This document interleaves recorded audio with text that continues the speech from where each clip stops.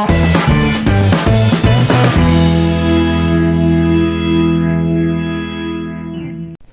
everyone, we will start today Science Class 8 Chapter 1, that is crop production.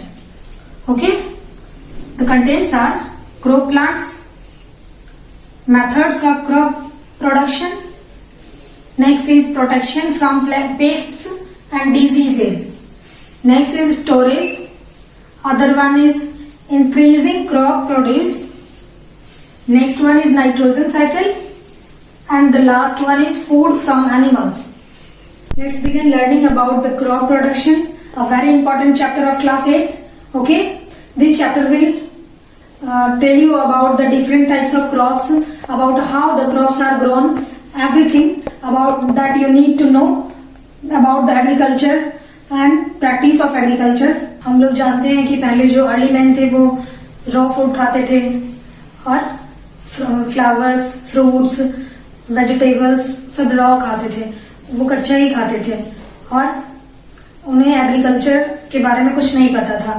फिर धीरे धीरे agriculture का उन्हें ज्ञान हुआ. फिर 1960 में इंडिया में जो ग्रीन रेवोल्यूशन हुआ, इसके बाद से जो क्रॉप्स की बहुत तेजी से बढ़ोतरी हुई, बहुत ज्यादा हम लोगों ने उसको बहुत ज्यादा उपजाना सीखा. ठीक है, व्हाट इज एग्रीकल्चर हम लोग देखते हैं. What is agriculture? The science that deals with growing crops and rearing animals for human use is called agriculture. ठीक है, will know one more thing regarding agriculture, that is horticulture. What is horticulture? Horticulture is the branch of agriculture that deals with the production of vegetables, fruits, flowers and decorative plants. Agriculture की वह शाखा जिसमें हम लोग क्या क्या चीज का अध्ययन करते हैं, जिसमें हम लोग production of vegetables, fruits, flowers and decorative plants का के बारे में जानते हैं, पढ़ते हैं, उसे हम लोग हॉर्टिकल्चर कहते हैं. ठीक है, let's start. Types of crops that are based on the seasons. These crops are that can be classified in basis of the harvesting seasons, that are kharif crops and rabi crops. Kharif crops and rabi crops. Kharif crops जो होते हैं वो जून जुलाई में बोए जाते हैं और सितंबर अक्टूबर में काट लिए जाते हैं. फॉर एग्जाम्पल मेज, सोयाबीन, पैडी, कॉटन, ये सब मानसून के बाद इसलिए बोए जाते हैं क्योंकि इसे पानी की ज्यादा जरूरत होती है, इसलिए इसमें पानी की ज्यादा जरूरत की वजह से इसको मानसून के बाद बोया जाता है. ठीक है, next is rabi crops. Rabi crops को अक्टूबर दिसंबर में बोया जाता है और मार्च और अप्रैल में काट लिया जाता है.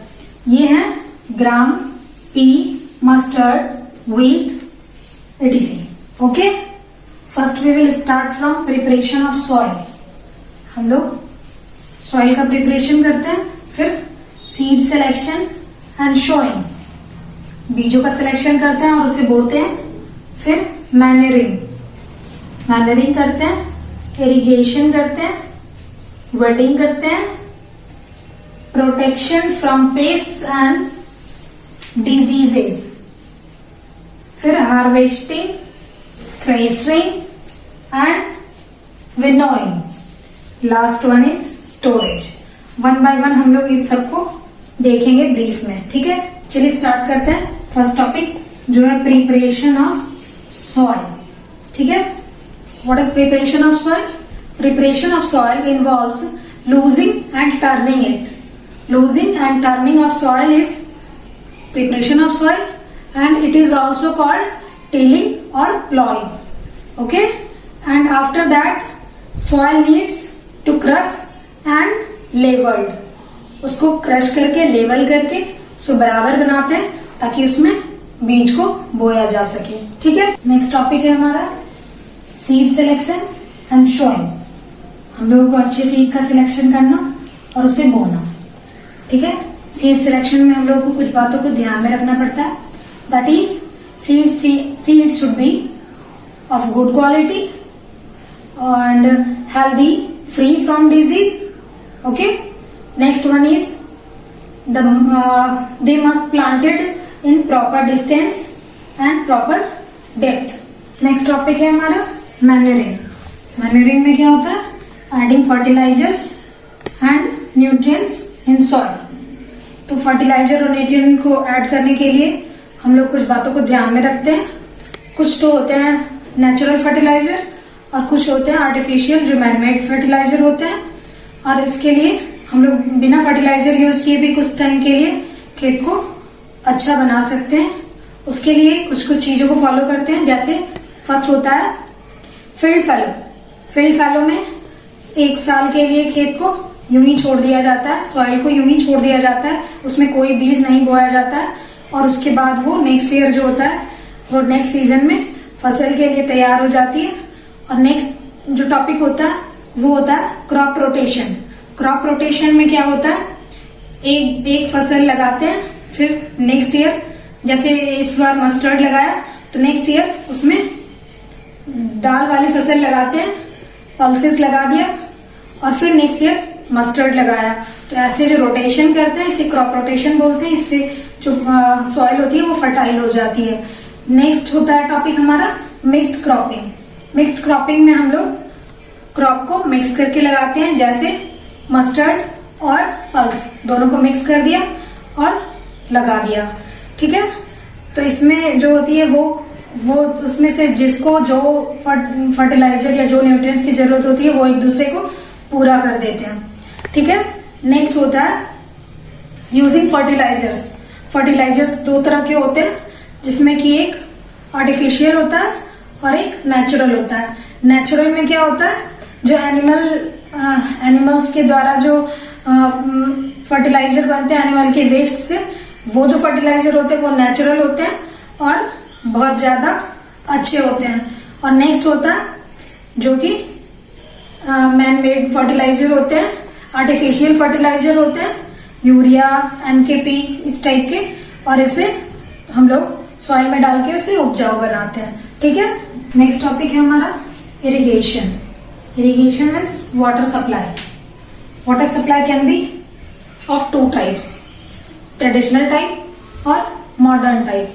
ट्रेडिशनल टाइप में हम लोगों को पता है कि खेतों में होल बना के एक दूसरे से पानी पास कराया जाता है या कुएं के द्वारा मतलब उसमें पानी को सप्लाई किया जाता है.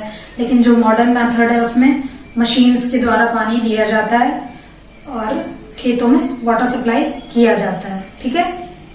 Our next topic is weeding. What is weeding? Weeds are unwanted plants that grows along with the crops. Okay. And removal of that plants and grass is known as weeding. Okay. Our next topic is protection from pests and diseases. Pest can be controlled by pesticides, which are poisonous chemicals. Pesticides kill pests as well as their eggs and larvae but do not affect the plant. क्या होता है? Pesticide जो होता है वो control करता है paste को और उसके वो किल करता है पेस्ट को और लार्वा को. जो उसके अंडे और बच्चे होते हैं उसको भी वो मार देता है. लेकिन वो जो प्लांट्स को होता है प्लांट्स को बिल्कुल भी कोई नुकसान पहुंचाए बिना. Our next topic is harvesting, threshing and winnowing.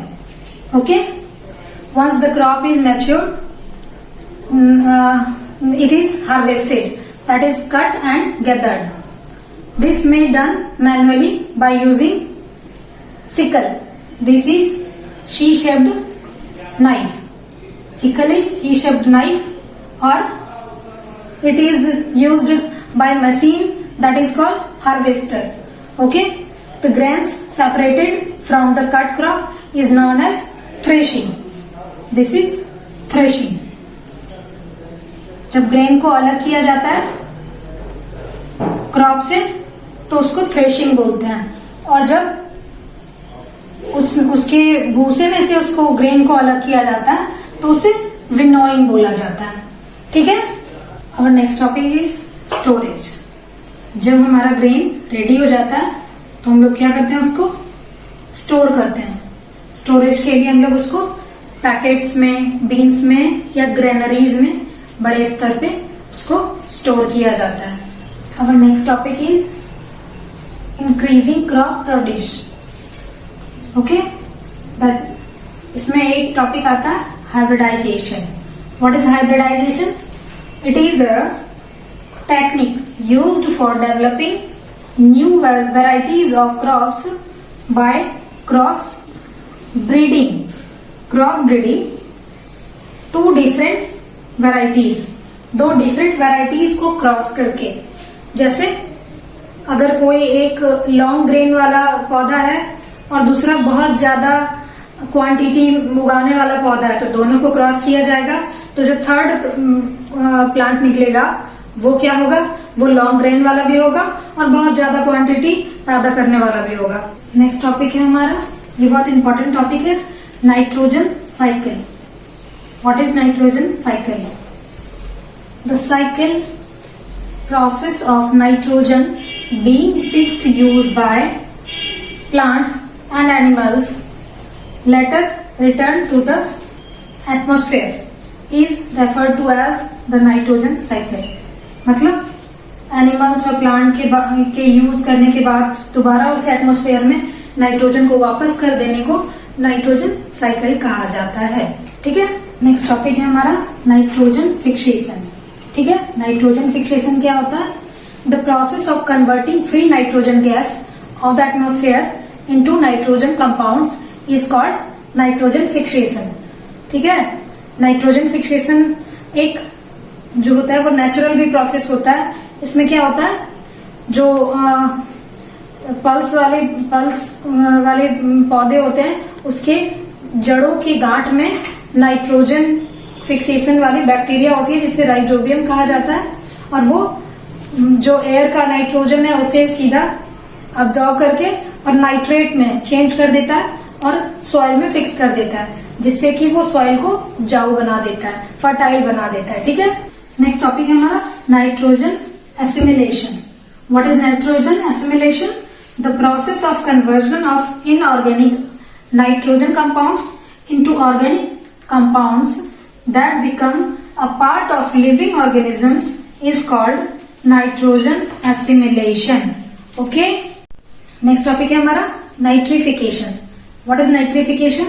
Nitrification is a process in which ammonia is converted into nitrate. Okay, next topic है हमारा फूड फ्रॉम एनिमल्स। एनिमल्स से जो हम लोगों को फूड प्राप्त होता है, what are they? The breeding, feeding and caring of domestic animals for food and other process is called animal husbandry। Okay, I have completed this chapter. I think you don't have any problem. If any problem, write down in comment box. Okay, thank you for watching the video till end. Thank you very much.